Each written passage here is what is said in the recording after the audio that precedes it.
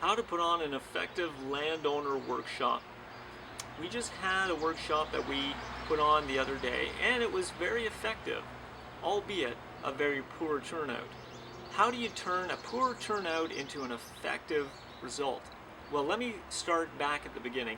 How you put one on, first of all. What you need to do is you need to find several speakers. You want to talk to these landowners, first of all, because you're interested in educating them about land securement options, and hopefully, as a result of that, you've created this warmth of an environment that they will approach you and talk to you about their specific property rather than doing cold calls. So that's your primary objective, is just educating in a way when you have people coming to you, you know they're already interested. But why the other people? Why the other speakers? So, first of all, you want the other speakers there because if it was a workshop just on land securement, first of all, you have to explain what land securement is in your invitation, and a lot of people won't even read that far. Secondly, not everyone's going to be interested in land securement options, and coming to an event that might mean that they're going to be pitched. So what you need to do is provide more informative topics and speakers that can speak to those topics. So it's a little bit more broad and general. You end your topic with land securement options. So what we did at this last one, we had 3 different topics.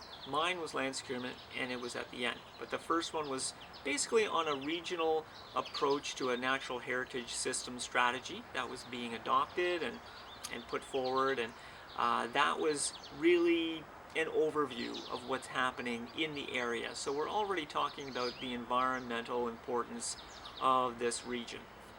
Second topic was an arborist from the city, and she spoke about 2 invasive species of insects, the gypsy moth and the emerald ash borer, and the signs for landowners to watch for, and what the city's trying to do in preventing the spread of these infestations.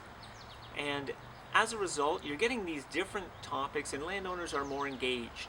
You end off with land securement options, and those that are interested will talk to you after. They're not always the ones that'll put their hand up and ask a lot of questions. They can approach you after, because land is very personal to some people. They're not going to want to disclose a lot in front of a group of people. So the second thing, after you've secured your speakers for such an event, you want to be able to have the day and the venue to be accommodating to people.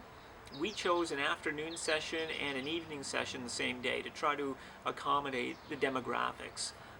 Those that work at those that work at day would be able to come in the evening, and those that aren't working and are retired would probably prefer coming during the day.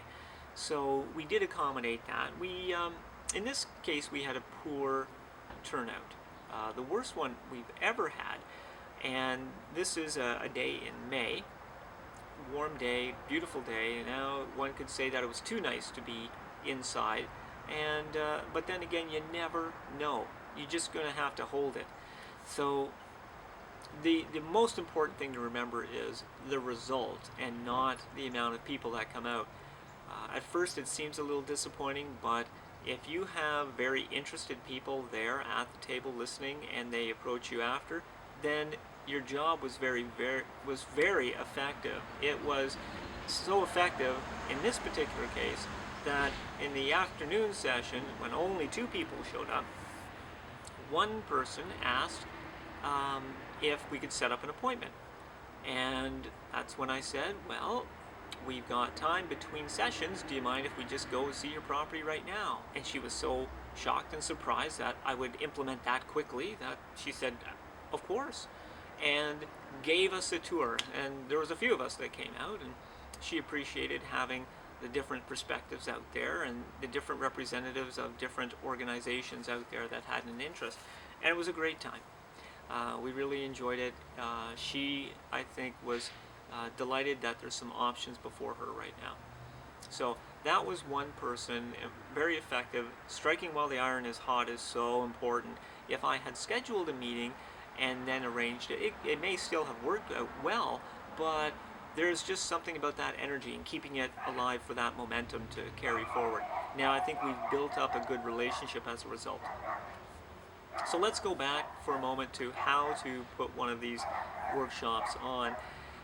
The other thing to keep in mind is you want to be able to have landowners only there, the ones that are there that are targeted for your land securement program.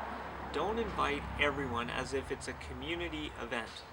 Now the reasoning is you'll have a lot of people there that you don't need to talk to about the program. Now it's not to say that there's not a benefit to talking to as many people as you can about what you do, because they may end up being donors of cash versus donors of land. But that's not what this is for. You're targeting the landowners, and you don't want to be distracted from that focused goal. So if you're in a larger room with a lot more people, and all these people, the majority of them aren't the landowners you're targeting, they may be distracting you by asking you questions about their properties when you really need to talk to that person sitting over there, and now that person is getting frustrated waiting and leaves. That's not what you want to have happen. So when we have only a couple of people come out, we've already filtered, as you can imagine. Those people that have come out, they've taken the time out of their day to come out, they've already shown that they have an interest in the topics. So that's an advantage. Doing cold calls, not everyone's favorite task, but having someone come to an open house and listening to talks, educating them on their land securement options among the other topics, well, now you have someone who's going to more likely buy into what you're educating on. So the evening session that we had that same day, that was also effective. Only 3 people came out, so again, a disappointing turnout, but we had one person out of the 3 that seemed to be very interested in holding another meeting. So again, we have an effective result. Less people doesn't necessarily mean it was a waste of time. It actually can mean, if it's effective, you've got your foot in the door with regards to some landowners wishing to learn more. That's your objective. Get on the properties, make appointments to get on the property and build a relationship. So that's all for today. I'll come back with future videos, and happy land securement.